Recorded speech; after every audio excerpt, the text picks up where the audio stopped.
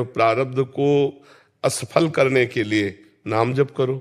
नाम जप करते हो साथ में अधिक से अधिक संख्या में नाम जप करो, तो जो प्रारब्ध आपको असफल करना चाहता है आप उस प्रारब्ध को असफल कर दीजिए और आप सफलता प्राप्त कीजिए।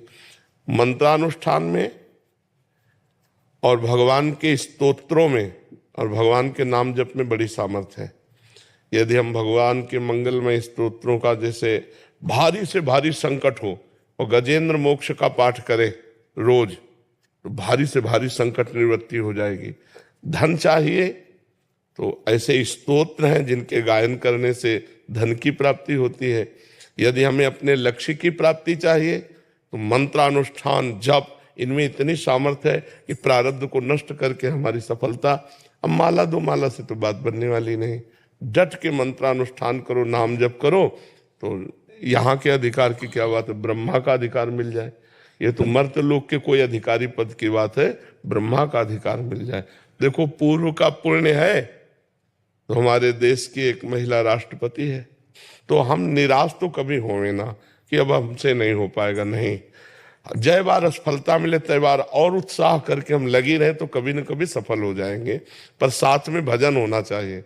अगर तप नहीं है, भजन बल नहीं, तो किसके बल से आप प्रारब्ध को दबा करके आगे बढ़ेंगे? वो भजन बल ही होता है। इसलिए खूब भजन कीजिए, नाम जप कीजिए और भगवान से प्रार्थना कीजिए, तो कभी न कभी तो सुन ही लेंगे। महाराज जी, मन में भय हो गया है कि असफलता के डर की वजह से और उसकी वजह से जो माता पिता को दुख होता है, उनका जो चेहरा देखना पड़ता है।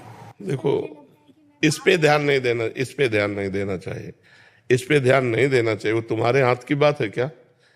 अब बच्चे इसी बात को ज्यादा ध्यान देने लगते हैं तो गलत मार्ग में चले जाते हैं।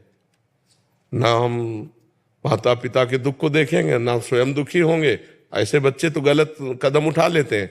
बिल्कुल नहीं देखना। माता पिता दुखी हैं तो मैं क्या करूं? तुम्हारा प्रारब्ध भोग है। मैं तो प्रयासरत हूं, तुम्हारे प्रारब्ध में नहीं लिखा है हमसे सुख भोगना, तो कैसे करें? नहीं, हम पदाधिकारी बन जाए, आपको सुखी देखें, तो तुम्हारा भी प्रारब्ध है। तो इसलिए नाम जप करो, विवेक पूर्ण रहो, निराश मत हो और किसी के ज्यादा उदास होने पर चिंतन मत करो, क्योंकि वो अपने स्वार्थ से आपकी तरफ देख रहे हैं ना, कोई परमार्थ की तरफ थोड़ी देख रहे हैं।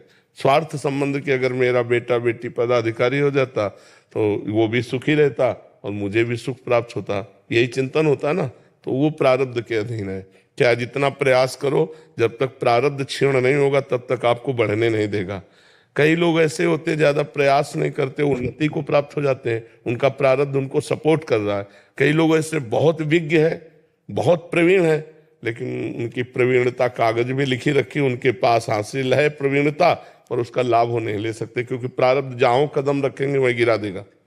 प्रारब्ध पूर्व का पाप कर्म हमारा होता है ना, तो हम इतना भजन करें कि पूर्व के प्रारब्ध कर्म को हम विध्वंस कर दें, तब तो हम आगे बढ़ सकते हैं। नहीं तो बार बार हमें निराशा, और इतनी निराशा हो जाएगी कि फिर जैसे बच्चे फेल हो जाते हैं, उनको लगता है मम्मी पापा डांटेंगे और मित्र लोग उपहास करेंगे, तो इससे अच्छा ऐसा तो कर लो। ये विवेक नहीं है, बुद्धिमानी नहीं है। हमें हर बार प्रयास करना चाहिए, और एक मार्ग में प्रयास निष्फल हो जाए कई बार तो दूसरा मार्ग चयन करना चाहिए।